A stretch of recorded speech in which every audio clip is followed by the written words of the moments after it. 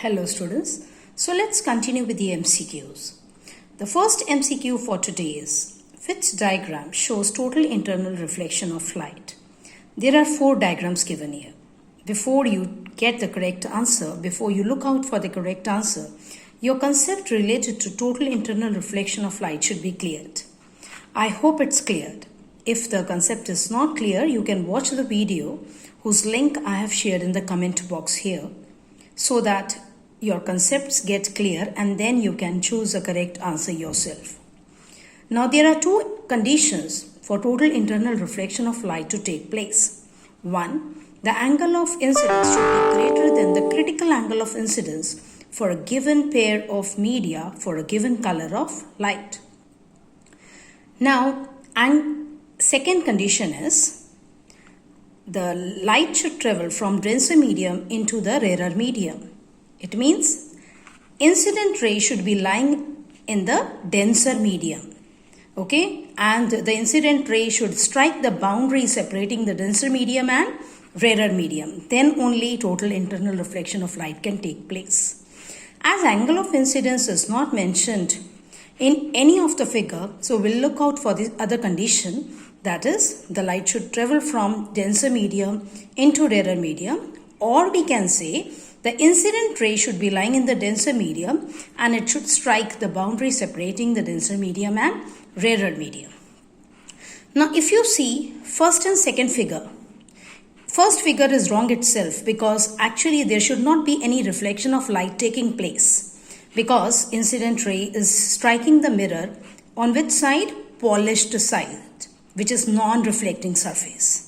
Okay, so first diagram is wrong. In fact, that diagram itself is wrong. It's not even simple reflection of light. In the second figure, it's a simple reflection by the plane mirror. Okay, incident ray striking the plane mirror and the reflection of light. It is not internal reflection of light that take place here. In the third figure, if we see, here, this is the rarer medium. See, when no medium is mentioned outside, this is a glass prism. When no medium is mentioned outside, it means it is assumed it is air. So here the light is traveling from air into denser. It is incident normally. It will go as it is without any deviation. Now here the ray, this becomes an incident ray. So it is in the denser medium. It strikes a boundary separating the denser medium and rarer medium. It is reflecting back. Yes, this is total internal reflection. Let us look at the last figure. Now here the light is traveling from rarer medium striking the glass surface. So incident ray should not be lying in the rarer medium. So here the incident ray, this incident ray, okay, not this one. This is in the rarer medium. This is in the denser medium, and this is the boundary separating the denser and the rarer medium. So C diagram is correct. Okay, so this is where total internal reflection is taking place at this point. I hope it's clear to you. Now the next question is, 2 thin converging lenses X and Y are used as shown to give a focused image of an illuminated slit. The rays shown are parallel between X and Y. Okay, so look at the figure. What are the correct values for the focal lengths of X and Y? So what is the question here? 2 thin converging lenses. We can see the lenses here, X and Y are used to give a focused image of an illuminated slit. Slit is shown here, source of light. Then we have a small gap, that is a slit. The rays shown are parallel between X and Y. So it means these rays are parallel. The rays shown are parallel between X and Y.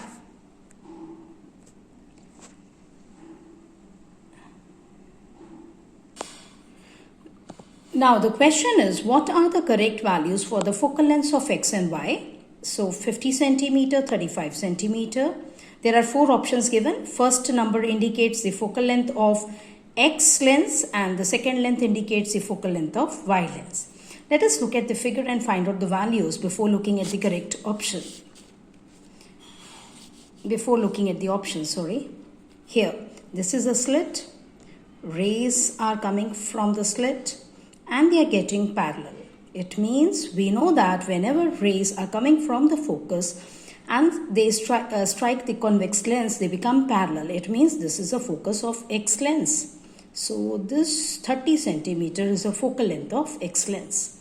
Now the rays are parallel, which are incident on the Y lens, and they are parallel to the principal axis. If we imagine the principal axis here, there is a screen, so focused image is formed on the screen. It means we know that parallel rays meet at focus. It means the screen is lying at the focus.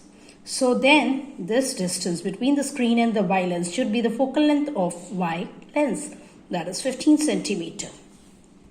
So now we know the focal length of X is 30 centimeter and Y is 15 centimeter, 30 and 15. So we can see here, C option is correct.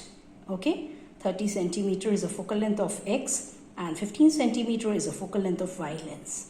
I hope it's clear. It's very easy. Now the next question is, which diagram shows what happens when a ray of white light passes through a prism?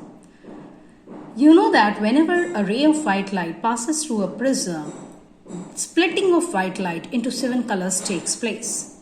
And we know it is called as dispersion of light. So here they have shown the splitting in different ways, but we have to choose a correct answer. See here, there is no splitting when ray of white light enters into the glass prism. It is wrong because the splitting takes place in the glass prism itself. Here the splitting takes place, but when we draw the normal, the rays are bending away from the normal, which is not true. Although the splitting takes place, the rays should follow the laws of reflection, and accordingly when the ray is traveling from rarer into denser medium, these all splitted rays should bend. Yes, it should bend. They should bend towards the normal. So they are bending away, so this is wrong. In this case, if I draw a normal here, again the rays are bending in this case towards the normal, fine. But here if we see, if we draw the normal on this side bending is okay. In the glass prism bending is okay. And splitting is also there. Okay.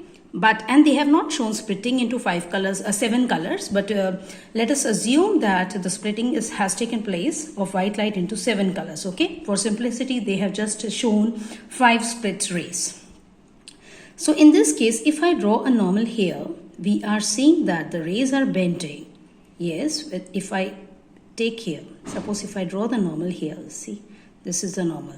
The rays are bending towards the normal, which is wrong. Because the rays are traveling from denser to rarer medium, they should move away from the prism. Okay, and you remember we have already studied this before. Whenever ray of light enters into the glass slab, then always the ray bend towards the base of the prism. Base is this side. This side is based opposite to angle of prism. This is the angle of prism, which is angle between the two refracting surfaces. So this last diagram, if you see, splitting is taking place inside the glass prism, and also the rays are bending at this point also towards the base, at this point also towards the base. So this is the correct diagram. Okay, I hope it's clear to you. Hope you have understood all the MCQs that we have discussed. So see you in the next video with more MCQs. Goodbye, students.